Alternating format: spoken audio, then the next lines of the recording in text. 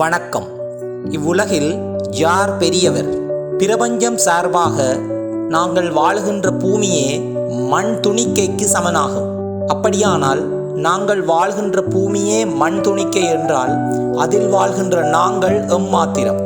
இதில் அவர்தான் பணத்தால் பெரியவர், இவர்தான் பதவியால் பெரியவர் என்று எமக்குள் கதைத்துக் கொண்டிருக்கின்றோம். பிரபஞ்சம் சார்பாக நாம் வாழும் பூமி ஒரு தூசி துணிக்கைக்கு சமனாகும். உண்மையிலேயே யார் பெரியவர்? ஒரு குடிசை வீட்டிலே நீண்ட காலமாக ஒருவர் நடக்க முடியாது படுத்திருந்தார். ஒரு காலடி கூட எடுத்து வைக்க முடியாத அவர் பல ஆண்டுகளாக படுத்த படுக்கையாகவே இருந்தார். திடீரென்று ஒரு நாள் அவர் வாழ்கின்ற குடிசை தீப்பற்றி எரிந்தது.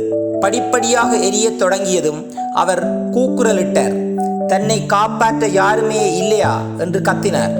ஒரு கட்டத்தில் தன்னுடைய உயிர் பிரிய போகின்றது என்பதை தெளிவாக அறிந்து கொண்டார். தன்னை அறியாமலேயே அந்த குடிசையை விட்டு வெகு தூரம் எழுந்து ஓடிவிட்டார்.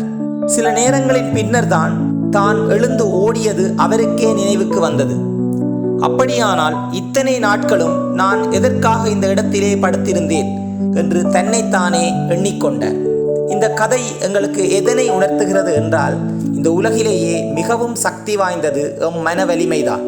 நெப்போலியன் ஒரு நாள் தன்னுடைய படையை பார்ப்பதற்காக நடந்து வந்து கொண்டிருந்தான்.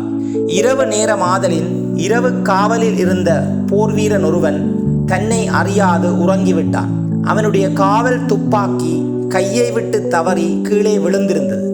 நெப்போலியன் வருகின்ற காலடி சத்தம் கேட்டதும் திடுக்குற்று எழுந்த அந்த வீரன் எழுந்து துப்பாக்கிக்கு பதிலாக அருகில் இருந்த 10 பேரால் கூட தூக்க முடியாத பீரங்கியை தூக்கி அவன் தோளிலே வைத்து கொண்டு நின்றான். இதனை கடைக்கண்ணால் கண்டு புன்முறுவல் பூத்த நெப்போலியன் அந்த இடத்தை விட்டு சென்ற மறுகணம் அந்த வீரன் பீரங்கியோடு சேர்ந்து விழுந்து நசிந்து இறந்து விட்டான். 10 பேராலே சேர்ந்து தூக்க முடியாத ஒரு பீரங்கியை அந்த கணத்திலே அந்த சிப்பாயால் தூக்க முடிந்தது என்றால் அதற்கு காரணம் அந்த மன வலிமை. எனவே இவ்வுலகில் எவன் ஒருவனால் தன் மனதை தானே கட்டுப்படுத்த முடிகின்றதோ அவனே இவ்வுலகில் உண்மையில் பெரியவன்.